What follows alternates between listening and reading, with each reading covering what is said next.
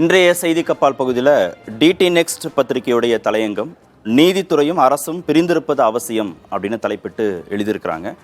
உச்ச நீதிமன்றத்துடைய தலைமை நீதிபதி திரு சந்திரசூட் வீட்டுக்கு விநாயகர் சதுர்த்தி அன்னைக்கு பிரதமர் திரு நரேந்திர மோடி போனார்.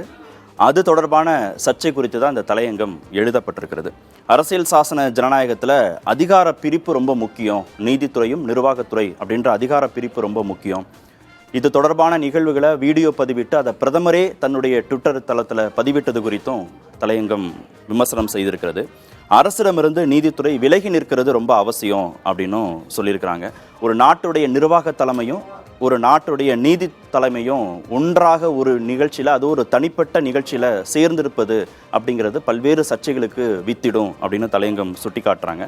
ஏற்கனவே உயர்நீதிமன்ற நீதிபதிகள் பலர் இந்துத்துவ நம்பிக்கைகளை நீதிமன்றத்திலேயே குறிப்பிடுறாங்க, வெளிப்படுத்துகிறாங்க. இப்போ ஒருபடி உச்சநீதிமன்ற தலைமை நீதிபதி ஒருபடி மேலே போய் இதில் சமரசம் செய்து கொண்டாரா அப்படிங்கிற சந்தேகத்தையும் தலையங்கம் வெளிப்படுத்தியிருக்கு. இந்திரா காந்தி பிரதமராக இருந்த காலத்தில் அவர் அடைந்த தேர்தல் வெற்றி குறித்து அப்போதைய நீதிபதி திரு PN பகவதி வாழ்த்து கடிதம் அனுப்பியது அப்போதே சர்ச்சையானது, 1980களிலேயே சர்ச்சையானது அப்படிங்கிறதையும் ரீகால் பண்ணியிருக்கு தலையங்கம்.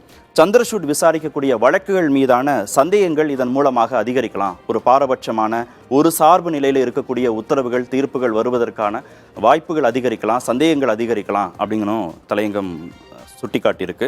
பிரதமர் நீதிபதி ஓய்வு பெற்ற பிறகு அவரோடு நட்பு பாராட்டலாம்.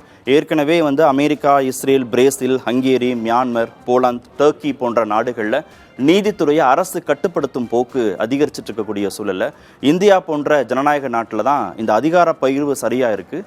இங்கேயும் இந்த அமைப்புகள் மீதான சந்தேகங்கள் வலுப்பற்றக்கூடாது அப்படின்னும் தலையங்கம் சொல்லுது. மக்களுடைய உரிமைகளை பாதுகாப்பவர்கள் நீதிபதிகள் தான். ஆனால் அந்த நம்பிக்கையே திரு சந்திரசூட் பின்பற்றுவாரா, காப்பாற்றுவாரா அப்படின்றதை கேள்வியாக வைத்து இந்த தலையங்கம் முடிக்கப்பட்டிருக்கு.